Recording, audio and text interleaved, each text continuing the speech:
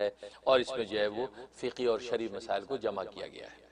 آج ہم گفتگو کریں گے کہ نماز کے پہلے رکن یعنی قیام کا بیان، نماز کا پہلا رکن قیام ہے، اس کے حوالے سے جو سوال جواب ہے وہ ان کو جمع کیا ہے۔ سوال: قیام سے کیا مراد ہے؟ جواب: قیام کھڑے ہونے کو کہتے ہیں، اور کھڑے ہونے سے ایسا سیدھا کھڑا ہونا مراد ہے کہ گھٹنوں تک ہاتھ نہ پہنچ سکے، اس کو کہتے ہیں قیام، کہ آپ بالکل ایسے سیدھے کھڑے ہو گئے کہ آپ یوں اگر کریں تو آپ کا ہاتھ گھٹنوں تک نہ پہنچے، یہ قیام ہے۔ اگر آپ یوں جھک کے کھڑے ہیں آپ کا ہاتھ گھٹنوں تک پہنچ جائے تو وہ قیام نہیں کہلائے گا۔ تو دیکھو کتنی پتہ کی بات کر دی ہے کہ قیام کی ڈیفینیشن کر دی، اس کو ڈیفائن کر دیا ہے کہ قیام کس کو کہتے ہیں، کہ آپ سیدھے ایسے کھڑے ہو جائیں کہ اگر کھڑے کھڑے آپ گھٹنوں تک ہاتھ پہنچانا چاہیں آپ کے ہاتھ گھٹنے تک نہ پہنچے بلکہ آپ کے ران پہ رہ جائے۔ اس کا مطلب ہے کہ آپ بالکل شرعی طور پہ قیام صحیح کر رہے ہیں۔ یہ بتائیں۔ سوال: قیام کس قدر اور کس نماز میں فرض ہے؟ جواب: فرض اور واجب نمازوں میں اتنا کھڑا ہونا فرض ہے جس میں بقدر فرض قرات پڑھی جا سکے، بقدر فرض قرات پڑھی جا سکے، یعنی جتنی قرات فرض ہوتی ہے اتنی قرات پڑھی جا سکے، اتنی دیر تک جو ہے وہ قیام کے اندر کھڑا ہونا ضروری ہے۔ ظاہر ہے کہ قدر فرض کتنی ہے وہ پہلے گزر چکا ہے۔ یہ تین آیتیں جو ہے وہ قرآن کریم کی سورہ کوثر جتنی، یا یہ کہ ایک لمبی آیت جو ہو جو تین آیتوں کے برابر ہو، اتنا جو ہے وہ پڑھنا قرآن کریم کی فرض ہے۔ لہذا اتنے پڑھنے تک جتنا ٹائم ہے یہ مقدار جو ہے وہ قیام کی ہوتی ہے۔ سوال: اگر کھڑے ہونے کی طاقت نہ ہو تو کیا کرے؟ جواب: بیماری یا زخم یا دشمن کے خوف یا ایسے کسی قوی عذر کی وجہ سے کھڑا نہ ہو سکے تو بیٹھ کر فرض اور واجب نمازیں پڑھنا جائز ہے۔ فرض اور واجب نماز ہے بیٹھ کے پڑھنا، کہ فرض اور واجب اس لیے کہا کہ فرض اور واجب نماز میں قیام بھی ضروری ہے، قیام کرے۔ ہاں نفل نماز آپ بیٹھ کے پڑھ سکتے ہیں، لیکن فرض اور واجب نماز کو کے لیے کھڑا ہونا ضروری ہے۔ لیکن اگر قوی عذر پیش آ گیا، زخم ہے یا انسان کی جو ہے وہ کمر میں درد ہے یا اور کوئی ایسا عذر ہے کہ بیٹھ نہیں سکتا، تو پھر کھڑے ہو کے جو ہے وہ کھڑا نہیں ہو سکتا، تو پھر جو وہ بیٹھ کے نماز پڑھ سکتا ہے۔ سوال: نفل نماز میں قیام کا کیا حکم ہے؟ جواب: نفل نماز میں قیام فرض نہیں ہے، نفل نماز میں قیام فرض نہیں ہے۔ بلا عذر بھی بیٹھ کر نفل نماز پڑھنا جائز ہے۔ نفل نماز اگر بیٹھ کے بلا عذر آپ پڑھیں تو پڑھنا جائز ہے، لیکن بلا عذر بیٹھ کر نفل نماز پڑھنے سے آدھا ثواب ملتا ہے۔ اب زور کی مثلا 2 سنت کے بعد 2 نفل ہے، وہ اگر آپ بیٹھ کے پڑھ رہے ہیں تو بغیر عذر کے پڑھ رہے ہیں تو وہ صحیح جائز ہو جائے گا، منع نہیں ہے، لیکن یہ کہ ثواب آپ کو آدھا ملے گا۔ اسی طریقے سے اور نمازوں میں جہاں جہاں نوافل ہیں کہ بیٹھ کے اگر پڑھا تو فرمایا کہ اس میں ثواب آدھا ہو جائے گا، لیکن یہ کہ پڑھنا جائز۔ اب آگے عنوان ہے نماز کے دوسرے رکن یعنی قرات کا بیان۔ سوال: قرات سے کیا مراد ہے؟ جواب: قرات قرآن مجید پڑھنے کو کہتے ہیں، یعنی قرات جو قرآن مجید پڑھنے کو کہا جاتا ہے، آپ قرآن مجید اب تلاوت کرتے، یہ ہے قرات۔ اچھا یہ لفظ قرات ہے، قرت نہیں ہے۔ یہ عام لوگ جو ہے گفتگو قرت بولتے ہیں، مطلب ابھی جو ہے وہ قرت فرمائیں گے قاری مقبول صاحب، اب وہ مسجدوں کے صدر ہوتے ہیں، سیکٹری ہوتے ہیں، وہ اناؤنس کر رہے ہوتے ہیں قاری مقبول صاحب قرت فرمائیں گے، قاری صاحب بڑی سی قرت فرمائی، تو قرت کا معنی ہوتا ہے ہلاکت۔ یہ قرت کہنا جائز نہیں، قرات لفظ قرات، تو قرت نہ کہیں، اس کی اصلاح کریں، یہ عام لوگ سارے قرت بولتے ہیں۔ سوال: نماز میں کتنا قرآن مجید پڑھنا ضروری ہے؟ جواب: کم از کم ایک آیت پڑھنا فرض، ایک آیت پڑھنا فرض اور سورہ فاتحہ پڑھنا واجب۔ ایک آیت پڑھنا فرض ہے، سورہ فاتحہ پڑھنا واجب ہے، اور فرض کی پہلی 2 رکعتوں اور نماز وتر اور سنت اور نفل کی تمام رکعتوں میں سورہ فاتحہ کے بعد کوئی اور سورت یا بڑی ایک آیت یا چھوٹی 3 آیتیں پڑھنا بھی واجب ہے۔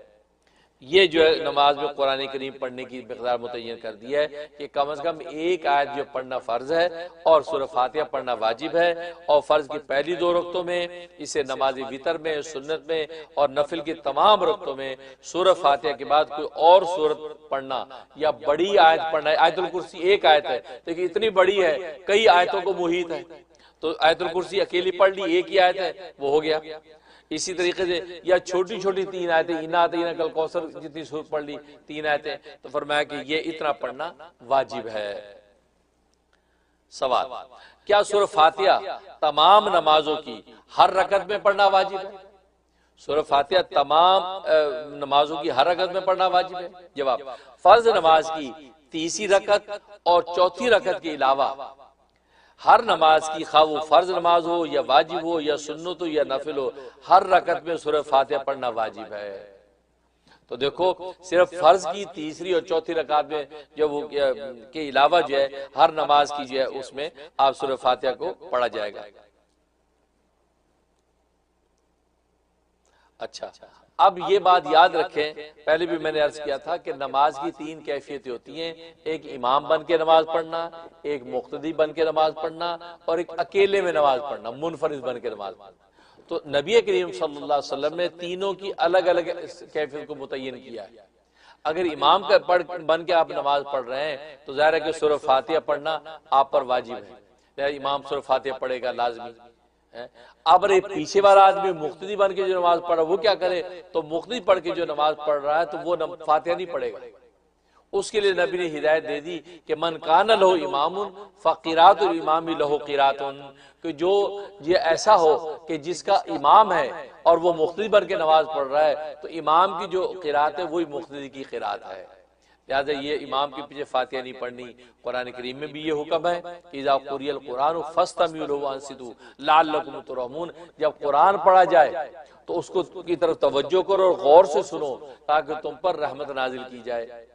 لہذا امام جب قرات کر رہا ہے، بھلے وہ سری قرات کر رہا ہے، آہستہ کر رہا ہے، بھلے جہری اونچی کر رہا ہے، آپ نے اللہ اکبر کر کے بس پیچھے ہاتھ باندھ لینے ہیں، امام جو وہ آگے سورہ فاتحہ پڑھ رہا ہے اور سورت ملا رہا ہے۔ یہ مسئلے کو اچھی طرح سمجھ لیں۔ اور دوسری کیفیت ہوتی ہے منفرد اکیلے نماز پڑھنے کی، تو اکیلے منفرد جب نماز پڑھیں گے تو آپ فاتحہ پڑھیں گے۔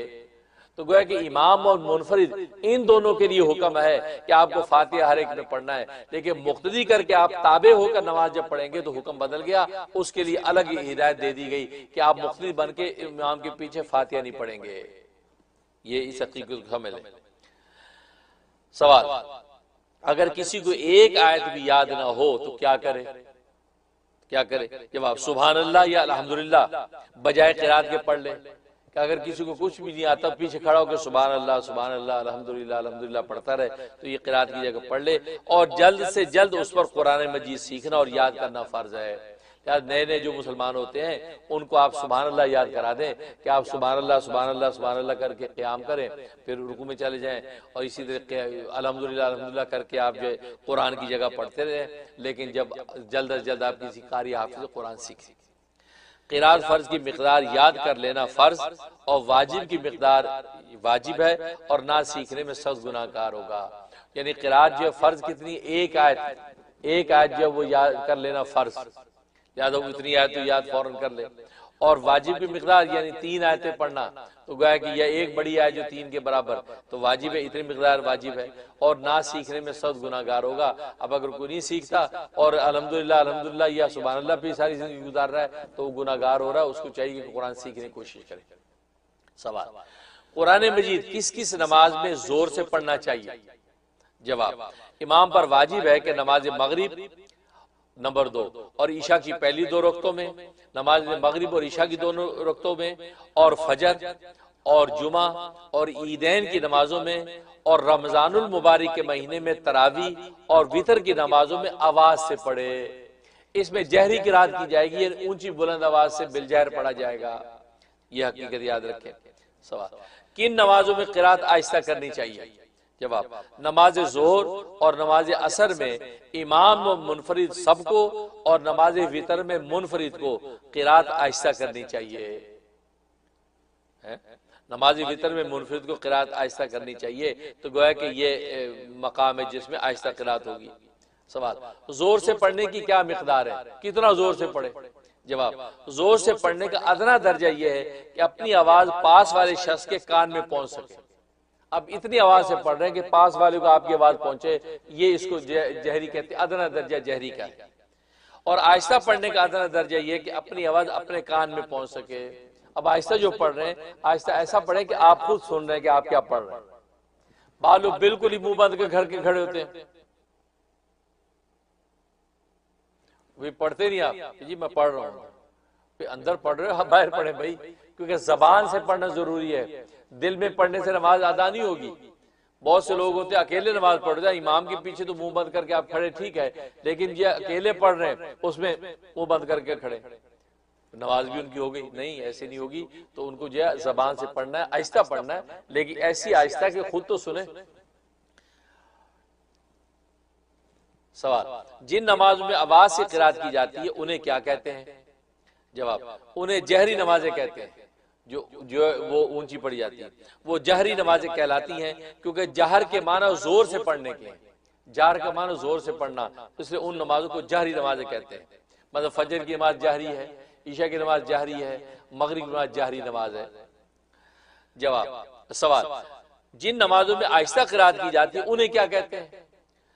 جواب، انہیں سری نمازیں کہتے ہیں، وہ سری کہلاتی ہیں، سر میں نہیں راز، سری آہستہ، کیونکہ سر کے معنی آہستہ پڑھنے کے ہیں تو سری نمازیں کہلاتی ہیں۔ عصر کی نماز، زور کی نماز، یہ سری نماز ہے، تو سری نماز جس میں قرات آہستہ ہوتی ہے۔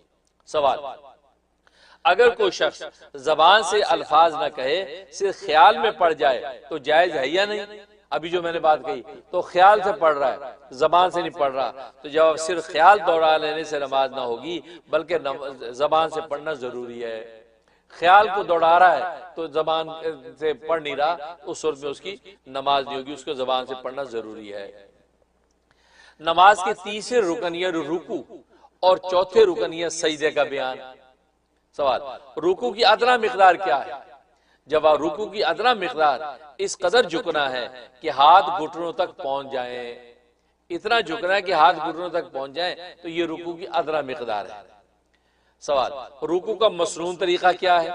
جواب، اس قدر جھکنا کہ سر اور کمر برابر ہو جائے، سر اور کمر برابر ہو جائے اور ہاتھ پسلیوں سے جدا رہے، یہ ہاتھ جو یہ پسلیوں سے جدا، یوں نہیں کرنا، جدا رہے، اور گھٹنوں کو دونوں ہاتھوں سے پکڑ لیا جائے اور دونوں ہاتھوں سے گھٹنے پکڑ لیے۔ یاد رکھیں یہ مردوں کے لیے طریقہ ہے، عورتوں کے لیے نہیں ہے، عورتوں کا طریقہ آگے آئے گا۔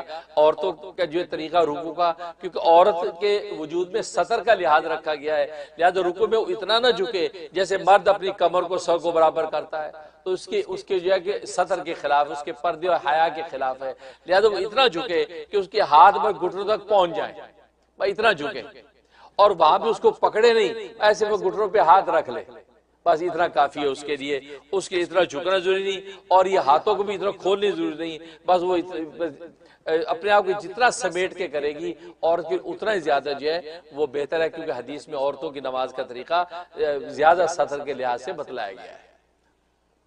اس کا جھکنا کہ سر اور کمر برابر رہے اور ہاتھ پسلیوں سے جدا رہے اور گھٹنوں کو دونوں ہاتھوں سے پکڑ لیا جائے۔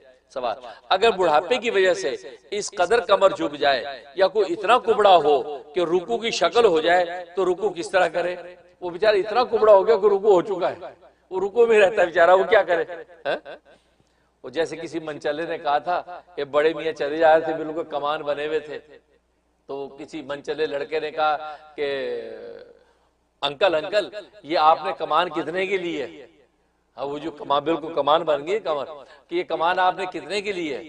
تو بڑے میاں بھی تو بڑے میاں تھی، زندگی گزاری ہے، کہتے کہ بال سفید نہیں کیے دھوپ میں، تجربے کی، تو مسکرا کے فرمایا بیٹا میری عمر کو پہنچو گے تو مفت میں مل جائے گی، میری عمر کو پہنچو گے مفت میں مل جائے گی۔ تو حقیقت یہ ان کوپڑوں پہ کیا ہنسنا کہ زندگی میں کیا ہونے والا ہمیں کچھ پتہ نہیں، آج جوانی کا ناز انسان دکھاتا ہے، اسے اللہ تبارک و تعالی یہ عافیت حفاظت کرے۔ اس نے فرمایا تو کبڑا ایک رکوع کی شکل بن چکا، آپ کے وہ رکوع کیسے کرے گا؟ تو جواب، سر سے اشارہ کر لے، وہ رکوع میں جھکا ہوا ہاتھ باندھے ہوئے قیام میں ہے تو رکوع کے ٹائم پر سر کا اشارہ کرے تھوڑا سا، بس وہ اس کا رکوع ہو گیا، سر سے اشارہ کر لے، یعنی سر کو ذرا جھکا دینے سے اس کا رکوع ادا ہو جائے گا۔ تو کتنا اہم مسئلہ پتہ چلا، پتہ کتنے کبڑوں کو پتہ نہیں ہوگا، پتہ نہیں کیا کرتے ہوں گے، اور نیچے جھکتے ہوں گے تو اور جھکے ویسے گر جائے گا۔ اس لیے بھائی یہ دیکھو کتنی پتہ کی بات ہے کہ یہ جو ہے چھوٹے چھوٹے مسئلے انسان کے عام زندگی کے۔ سوال، سجدے سے کیا مراد ہے؟ جواب، زمین پر پیشانی رکھنے کو سجدہ کہتے ہیں، پیشانی زمین پہ رکھتے اس کو سجدہ کہتے ہیں۔ سوال، اگر صرف ناک یا پیشانی پر سجدہ کرے تو سجدہ ادا ہوگا یا نہیں؟ کیونکہ آپ جب سجدہ کرتے ہیں پیشانی کے ساتھ ناک بھی تو رکھا جاتا ہے، تو فرمایا کہ اگر صرف ناک رکھ دیا سجدہ ہوا یا نہیں، صرف پیشانی رکھ دی سجدہ ہوا یا نہیں؟ جواب، اگر کسی عذر سے ایسا کرے تو جائز ہے، کسی عذر سے ایسا کرے تو جائز ہے، بلا عذر صرف پیشانی پر سجدہ کیا تو سجدہ تو ہو جائے گا لیکن مکروہ ہے۔ اب ماتھے پہ زخم ہے، اب رکھا نہیں جاتا سر، تو لہٰذا سے ناک رکھ کے اٹھ گئے تو یہ عذر کی وجہ سے کیا تو سجدہ ہو گیا، لیکن بلا عذر آپ نے صرف پیشانی لگائی ناک نہیں لگائی، اس صورت میں سجدہ تو ہو جائے گا لیکن مکروہ۔ اور بلا عذر سے ناک پر سجدہ کرنے سے سجدہ ادا نہیں ہوگا۔ اگر عذر کوئی نہیں ہے، اب ناک سے ناک لگا دی، یا ناک اتنی لمبی ہے کہ ناک ہی لگی، سر لگ ہی نہیں رہا، سر لگانے کے لیے مزید اور جھکنا پڑتا ہے، تو ناک پہ اکتفا کر کے کھڑا ہو گیا تو سجدہ نہیں ہوا بھائی، کیوں سجدہ پیشانی رکھنے کو سجدہ کہتے ہیں، ناک رکھنے کو سجدہ نہیں کہتے، اس لیے فرمایا۔ سوال، ہر رکعت میں ایک سجدہ فرض ہے یا دونوں؟ دو سجدے ہیں نا، اب ایک فرض ہے یا دو؟ جواب، دونوں سجدے فرض ہیں۔ اب ایک سجدہ کر کے آپ اٹھ گئے اور دوسرا سجدہ نہیں کیا تو فرض آپ کا مکمل نہیں ہوا۔ سوال، اگر پیشانی اور ناک دونوں پر زخم ہو تو کیا کرے؟ جواب، سجدے کا اشارہ سر سے کر لینا ایسے شخص کے لیے کافی ہے۔ ناک پہ بھی زخم ہے، سر پہ بھی زخم ہے، کیا کرے؟ اس میں وہ سجدے کا اشارہ کر لے تو بس کافی ہے، اس کو سر لگانا زمین پہ ضروری نہیں ہے۔ سوال، پہلے سجدے کے بعد کس قدر ٹھہر کر دوسرا سجدہ کرے؟ یعنی پہلے سے دوسرے سجدے کے درمیان کتنا وقفہ ہو؟ جواب، اچھی طرح بیٹھ جائے پھر دوسرا سجدہ کرے۔ اب اللہ اکبر کر کے اٹھ گئے، اب آپ اچھی طرح بیٹھ گئے، کم از کم جو ہے وہ 3 سبحان اللہ کی مقدار ہی بیٹھ کے سبحان اللہ سبحان اللہ سبحان اللہ، پھر اپنے دوسرے رکن میں یعنی اچھی طرح داخل ہو گئے، اب آپ دوسرے سجدے کریں۔ ورنہ حدیث میں آتا ہے دعا رب اغفر لی ورحمنی واہدنی وارزقنی، یہ والی دعا آتی ہے، یہ دعا پڑھ سکتے ہیں۔ سوال، پہلے سجدے کے بعد کس قدر ٹھہر کر دوسرا سجدہ کرے؟ جواب، اچھی طرح بیٹھ جائے پھر دوسرا سجدہ کرے۔ سوال، عیدین یا جمعہ یا اور کسی بڑی جماعت میں لوگوں کی کثرت کی وجہ سے جگہ تنگ ہو گئی، اتنا رش ہے، یا حرم میں بھی ہو جاتا ہے ایسا، پیچھے والے شخص نے اپنے آگے والے کی پیٹھ پر سجدہ کر لیا تو جائز ہے یا نہیں؟ یہ سوال، اور یہ ہوتا ہے حرم میں خاص طور پہ، اب جمعے کے لیے اتنا رش ہے جناب، وہ قیام میں تو چلو کھڑے ہو گئے، اب سجدے کی گنجائش نہیں ہے، کیا کریں؟ تو اب سامنے والے کی پیٹھ پہ سجدہ اگر کر لے پیچھے والا تو سجدہ ہو جائے گا؟ جواب، جائز ہے، بالکل ہو جائے گا، سجدہ کر سکتے ہیں۔ ایسی صورتحال پیش آ جائے تو سجدہ اس کے سر پہ کر سکتے ہیں، لیکن سامنے والے کو مسئلہ پتہ ہونا چاہیے، کیونکہ آج کل جہالت اتنی ہے، مسئلہ پتہ نہیں ہوتا، اب پتہ چلے پیچھے والے کو مسئلہ پتہ، اس نے اس کی کمر پہ سر رکھ دیا، اب وہ سمجھے گا پتہ نہیں کیا بلا آ گئی، وہ اٹھ کے کھڑا ہو گیا، اس نے اپنی نماز بھی خراب کی، اس کا بھی سر پرے دے مارا، اور یہ پیچھے گرا تو دوسرے پہ گرا، تو یہ بڑی بے ہنگمی ہو جاتی ہے۔ یہ حرم میں بھی ایسے دیکھنے کو موقع ملے ہیں، لہذا مسئلے اتنے پتہ ہونے چاہیے بھائی۔ اب آپ کی کمر پہ کسی نے سر رکھ دیا تو کم از کم جو ہے اس کو پتہ ہو کہ ہاں بیچارہ کو سجدہ کر رہا ہے، بجائے اس کے اسی سر اٹھا کے میاں کیا ہو رہا ہے، اسے غلط